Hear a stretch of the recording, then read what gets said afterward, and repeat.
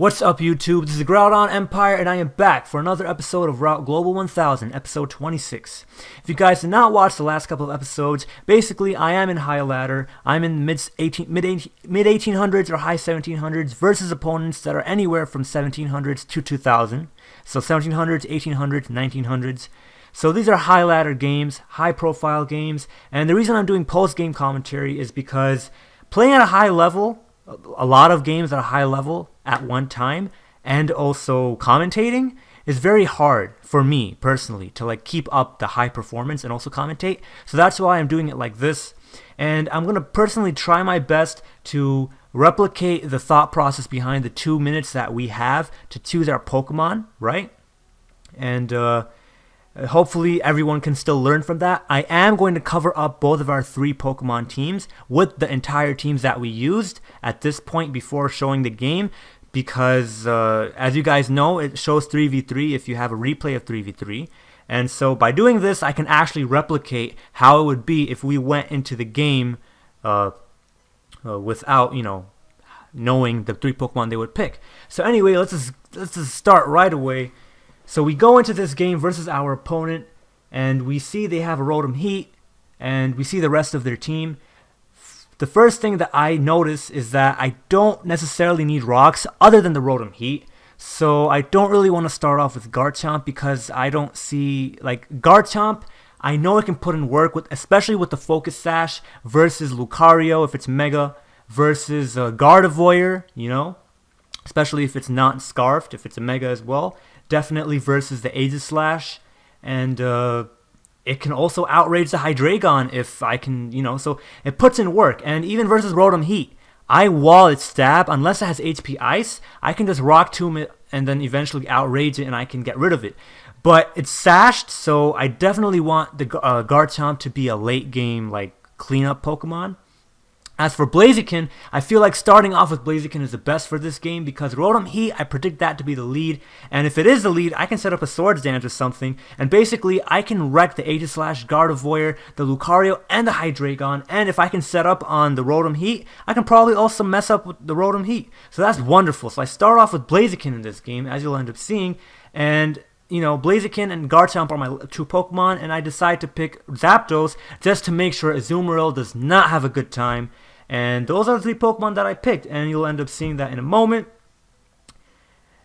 And so yeah, we're gonna start this battle in just a few seconds. And as you can tell, that was all within 2 minutes. So I'm definitely trying to replicate it to the best of my ability, as precise as possible, so it's still as genuine as possible, and we can all learn properly. Now my opponent begins the game, and as you can see, I begin with the Blaziken. My opponent starts off with the Rotom Heat, as predicted. So it might go for a Volt Switch. If it specs, it might kill. It might do big damage. Whatever it is, I decide to go for a Protect to scout what it's going to do. Because depending on what it's going to do, I can probably switch out into something or, do something else. And it goes for the Light Screen. So now I know this is definitely a Light Clay dual screening Rotom Heat. And that's definitely important for later. Anyways, I decided to set up a Swords Dance because it's gonna come in handy, It's gonna come in handy. Double high jump kick this monster or whatever, and it's great. Now, he sets up both screens, and I go for a high jump kick, and the Blaziken misses. That is absolutely terrible. And then it goes for a Volt Switch that did a good amount of damage. So unless if this guy goes into a Azumarill, I'm a dead Blaziken, and maybe I can save it for later, but I don't want to risk the Citrus Berry, as you're going to end up seeing. And another thing I do notice right away right now is that Garchomp, if Garchomp were to set up rocks, I can force switches from Rotom Heat and Azumarill, and I can rack up the Stealth Rock damage. But anyway, I go into Zapdos right now because I want this thing to get out, or I want to kill it, basically is what I want to do. And it goes out into Rotom Heat.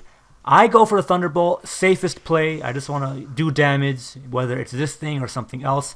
At this moment, I decide to go into Garchomp because it's dual screening. That means it does not have HP Ice, and I can go into Garchomp. I wall both of its stab, and Overheat, it's going to lose its special attack anyway, so it's definitely a great time to set up rocks. as I'm also immune to Volt Switch. So I set up rocks right now. If it goes into Azumarill, I can go into my Zapdos. And that's what this opponent ends up doing. It goes into the Zapdos, and I end up setting... what the hell? Yeah, it goes into Azumarill, and I end up setting rocks. Now I switch out into Zapdos. I'm not sure if it's Citrus Berry or not. If it is Belly Drum, however, I know I can take a +6 Aqua Jet with at least survive with like 30 to 20% of my health left. So I'm not really afraid. Unless it gets crit, but if it gets crit, I mean, I can't do anything about that. So right now, my opponent can either switch out, and the light screen is gone, so that's good because I can one-hit KO with Thunderbolt right now.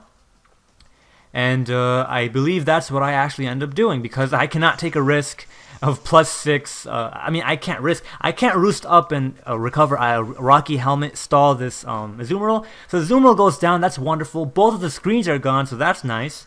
And the Rotom Heat comes in and it takes Stealth Rock damage. Right now on this turn, I predict something, but whatever it does, it's not going to do too much damage or whatever. So I just go for my safe roost. And my opponent goes for the Overheat. They get a special attack drop. So unless they get a crit on me in later turns, I can just roost up until I have a good amount of health. And then I can switch out into my Garchomp, who walls this Rotom Heat. So I just roost up over here. And this turn uses Light Screen. Next turn, I would really think it would be in my best interests to roost. But instead of roosting, I go into the Rotom Heat. So I guess I don't know. I don't know what to say about this. But anyway, that was a good move on my part. So hey. So I go for the Rock Tomb just to do damage on this thing. And just because I don't know if I can actually force it to switch in and out anymore. So I just go for the Rock Tombs until it dies. And as you can see, that's what ends up happening. I go for the Rock Tombs, and this Rotom Heat overheats me, I think, because it can't use Volt Switch, and it misses the Overheat. Does that matter? You'll end up seeing in the game later on if that Overheat missed mattered. And I end up killing with the Rock Tomb, so that's nice, that's awesome. And now we see a Lucario. So this is definitely Mega Lucario. Both screens are up. So instead of even going for a Rock Tomb right now, on first turn, I outspeed Lucario. So I go for the Earthquake. Even though screens are up, it's going to do a lot of damage. So I just want to make sure to get that done. And so I go for the Earthquake. I don't know if my Focus Sash is still intact. If it is, that's wonderful. It goes for the Close Combat. So that thing... Alright, so it does not one-hit KO. And it is not... my Sash was broken a long time ago. And it gets Rough Skin damage as well as the Earthquake, so that's wonderful. So it reveals Flash Cannon and Close Combat, so it's definitely a mixed variant. I don't know what its third move is, if it's Dark Pulse or if it's a priority move, but what I do know, or if it has 4 moves. What I do know from experience is I can get Dark Pulse to death. So even though I wall both of its stab, Dark Pulse to death can really cost me the game. Fortunately for us, it does not go for the Dark Pulse. And I end up killing it. And that is the end of this game. That was a good game. My Blaziken killed itself right from the get-go. Blaziken could have seriously done work versus the Lucario and the Rotom Heat. And if it was not a banded Aqua Jet, a banded Azumarill, and it was not a banded Azumarill, Blaziken at +2 can actually high jump kick and kill that thing. And it can also annihilate the Rotom Heat, and it can also kill that Lucario off, granted it doesn't have some sort of priority. So Blaziken would definitely put in a lot of work. It did die, however, but as you saw, the Garchomp setting up rocks really made Rotom Heat's life difficult, and Zapdos, it walls Mega Lucario's stab, and it just deals so well versus Azumarill. That is just wonderful. The duo of Zapdos and Garchomp really came through in what my opponent ended up using.